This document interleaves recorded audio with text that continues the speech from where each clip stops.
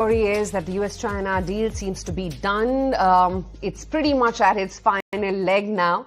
And it seems that the rare earth magnets issue is going to be resolved for sure. So let's try and understand the India context. We've got CS Vigneshwar, President at FARA, joining in at the show right now. And we also have with us Rahul Bharti, Senior Executive Officer, Corporate Affairs at Maruti Suzuki India, also on the show with us. Mr. Vigneshwar, Mr. Bharti, thank you so much, both of you, for your time. And Mr. Vigneshwar, apologies to keep you waiting, but just had so much news flow overnight that we had to address. But, coming to you now, I wanted to understand what is your own sense on the US-China deal now on rare earth magnets, and what will happen with India? Because you already have companies like Maruti pushing back on their production for EVs because of the rare earth magnet issues. The way I understand international politics, it's all about leverages and levers, and this is a constant endeavor on pulling the right lever at the right time.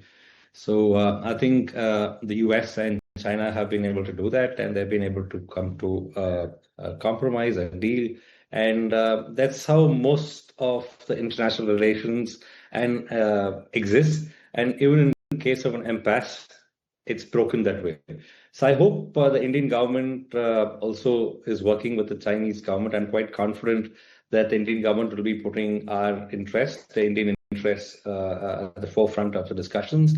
And hopefully very soon we'll also be able to come to a deal, because the deal between America and China, the biggest and the second largest economies in the world, we are not far behind in terms of size. So we also would impact them in a negative way in case we don't have a deal with China. So I'm sure everything will work out well, and our interests will be put forward. Hi, good morning, Mr. Vigneshwar. This is Shrishti also joining in. But along with that, there are some reports highlighting that the inventory in the whole sector is at an all-time high, not in terms of the units, but in terms of the revenues.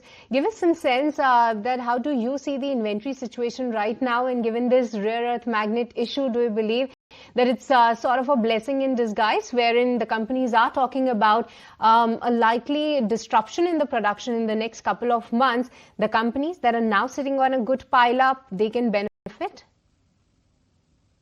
I think it's a terrible thing to take advantage of, because we've been bleeding for nearly 16 months. And just because the world works in its own way doesn't mean that this is a great place to be.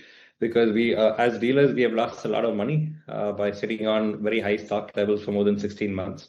And this is really not worth it. But however, given the way the universe works, I think it's a slightly better position than if we had been with lower stocks.